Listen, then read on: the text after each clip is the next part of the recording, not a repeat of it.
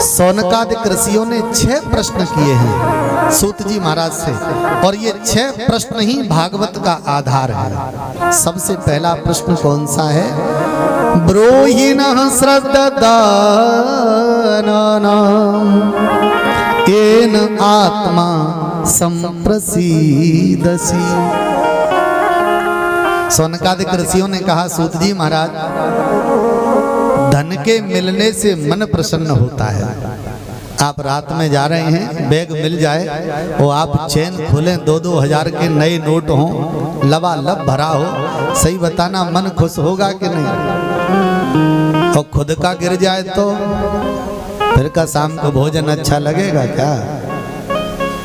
पत्नी पूछे घर पे आके चाय पियोगे, तो मुझे कहेगा भाड़ में जाए तेरी चाय, मेरी खोपड़ी खराब हो रही है, मेरा बैग चला गया। धन के मिलने से मन प्रसन्न होता है, धन के छूटने से मन दुखी हो सकता है, पर आत्मा प्रसन्न न तो धन के मिलने से होती है न धन के बिछड़ने से होती है। ये न आत्मा संप्रसीदसि ही, आत्मा प्रसन्न किस चीज से होती है? इसका उत्तर बड़ा प्यारा दिया। आप रास्ते में जा रहे हैं, 2 पहिया की गाड़ी से हैं, अपरिचित जगह पर हैं, रास्ते से कुटिया बनी है और कुटिया में कोई रो रहा है। आप तुरंत रुके, अंदर पहुंचे तो देखा एक बूढ़ा बाबा रो रहा है। आपने तुरंत पूछा, बाबा क्या है? तो उसने ऐसे हाथ किया। आपने डिब्बा उठाया, बाहर से कहीं से पानी लिया और बाबा को एक डिब्बा पानी पिलाया। बाबा ने जल पिया और पीने के बाद आंखों में आंसू भरे और दोनों हाथ जोड़कर कहा, बेटा मैं सवेरे से प्यासा था, कोई मुझे पानी नहीं दे रहा था, तूने मेरे प्राण बचा लिए, मेरा आशीर्वाद है, तू सदा सुखी रहेगा। सत्य बताना, किसी असहाय जीव की मदद करने पर मन प्रसन्न होगा कि आत्मा प्रसन्न होगी? जब आप आशीर्वाद पाएंगे ना तो मन प्रसन्न नहीं होगा, आत्मा प्रसन्न होगी और आप अपने आप पर गर्व करेंगे कि मैंने किसी के प्राण बचा लिए। पावन श्रोताओं, दूसरा, देवक्या वसुदेवस्य जातो यस्य चिकीर्षया। देवकी और वसुदेव के घर परमात्मा किस लिए आता है? आप कभी ये मत कह देना कि भगवान रावण को मारने के लिए आए, कभी ये भी मत कहना कि भगवान कंस को मारने के लिए आए।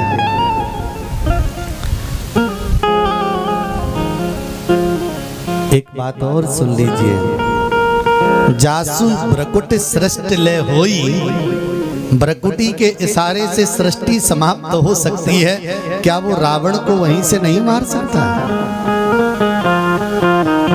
क्या वो कंस को नहीं मार सकता? वो मार सकता है। तो पृथ्वी पर क्यों आया? पावन श्रोता, इसका बड़ा सुंदर विवेचन है। परमात्मा पृथ्वी पर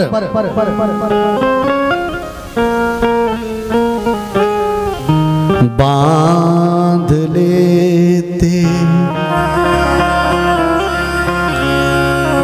भक्त मुझको, प्रेम की जंजीर में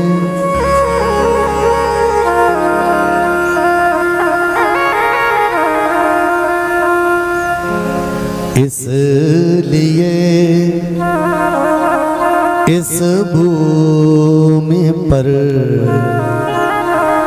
होता मेरा अवतार है, भाव काबू काबू में, भाव ही बस सार है, भाव का काबू में, भाव ही बस सार है।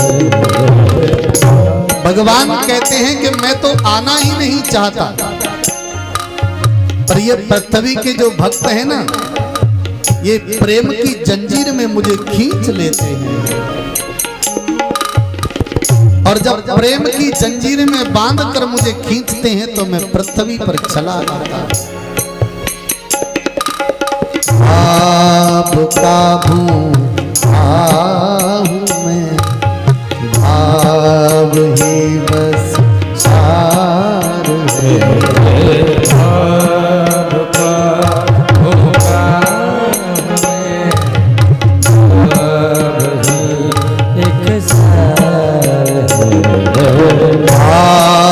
से मुझको भजो भव से बेड़ा पार हो, भाव से मुझको भजो भव से बेड़ा पार है।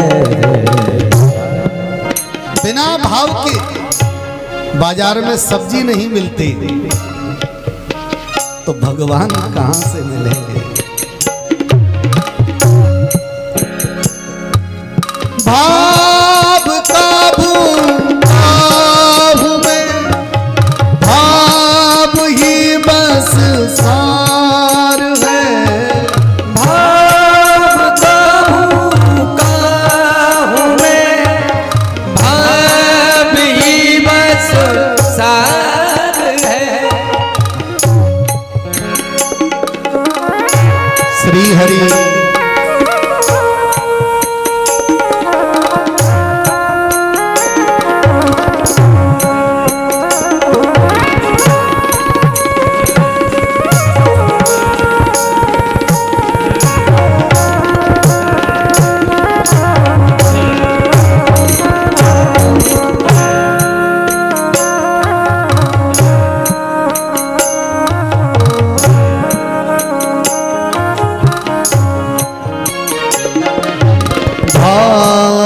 बिन सुनी पुकारे मैं कभी सुनता नहीं। भाव बिन सुनी पुकारे मैं कभी। आप 4-4 नहीं 20-20 स्पीकर लगा लो और खूब चिल्लाओ, वो नहीं सुनेगा। ऐसा मत सोचना कि वो बहरा है। चींटी के चलने से पैर की आवाज जो होती है ना, उसको भी वो सुनता है। और अगर तेरी पुकार में भाव है तो स्पीकर लगाने की जरूरत नहीं है। तू आवाज लगाकर देख, वो तेरे पास खड़ा है। भाव बिन सुनी पुकारे मैं कभी सुनता नहीं। भाव बिन सुनी पुकारे मैं कभी सुनता नहीं। तेर भक्ति भाव की करती मुझे लाचार है। तेर भक्ति करती मुझे लाचार है। भाव काबू में, भाव ही बस सार है। भाव काबू में, भाव ही सार है। प्यारे, भगवान कभी नहीं कहता कि तू मेरे पास में धन लुटाने आ जा। वो कहता है अपने धन को अपने परिवार के लिए खर्च कर, अपने शरीर से अपने परिवार की सेवा कर। जिस दिन तेरा भाव बने,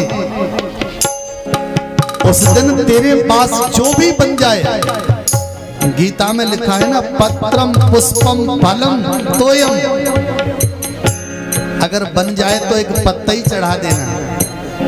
लिखा नहीं कि तुलसी का, किसी का भी, पुष्पम किसी का फूल, फलम जो भी मिल जाए चढ़ा देना। अगर नहीं मिले तो थोड़ा सा जल ही भेंट कर दे,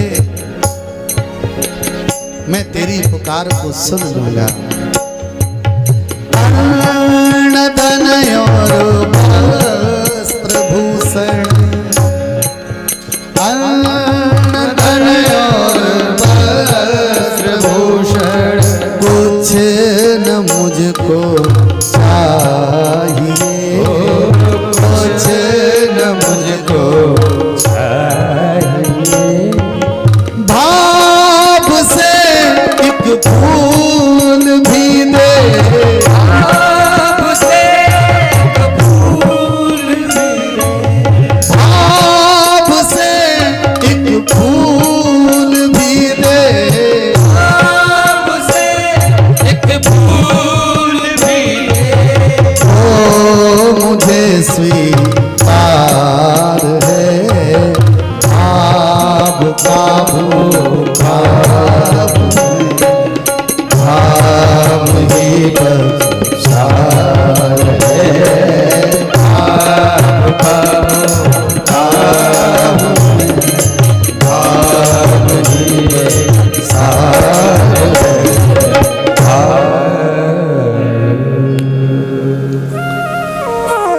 यस्यावतारो भूतानां क्षेमाय च भवाय च।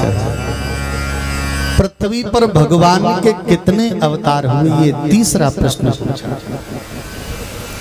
तो इसका उत्तर दिया, पृथ्वी पर भगवान के 24 अवतार हुए हैं।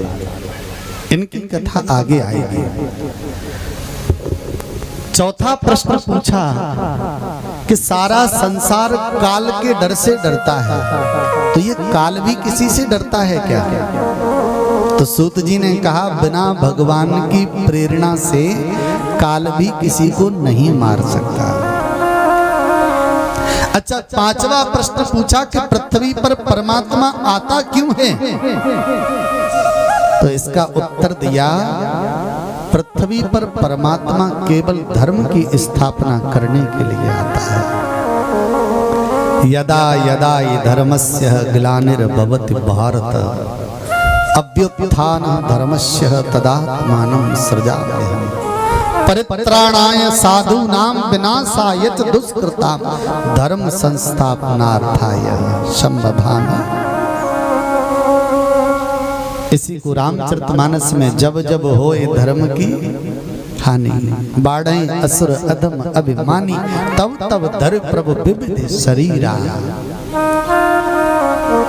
वो परमात्मा धर्म की स्थापना करने के लिए आता है। तो छठवां प्रश्न पूछ लिया कि प्रभु धर्म की स्थापना करने के लिए आते हैं, धर्म बनाते हैं, बनाकर चले जाते हैं, तो धर्म किसकी शरण में जाता है?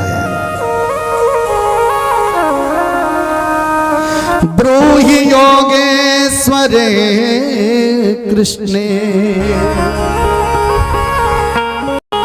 ब्रह्मण्ये धर्म बर्मणि, स्वाकाष्ठा मधुनो पेते। ध्यान से सुनना, धर्म कम शरणं गतः। स्वाकाष्ठा मदनो पेते, वो अपने पृथ्वी को छोड़कर धाम के लिए चला जाता है। तो धर्म कम शरणं गतः, धर्म किसकी शरण में गया? तो ध्यान से सुनना, धर्म दो लोगों की शरण में गया, एक संत की शरण में और दूसरा विद्वान की शरण में। जिस क्षेत्र, क्योंकि ये दो ही तो धर्म का प्रचार करते हैं, और जिस क्षेत्र का संत बिगड़ गया, समझ लेना धर्म बिगड़ गया है, और जिस क्षेत्र का विद्वान बिगड़ गया, समझ लेना धर्म बिगड़ गया।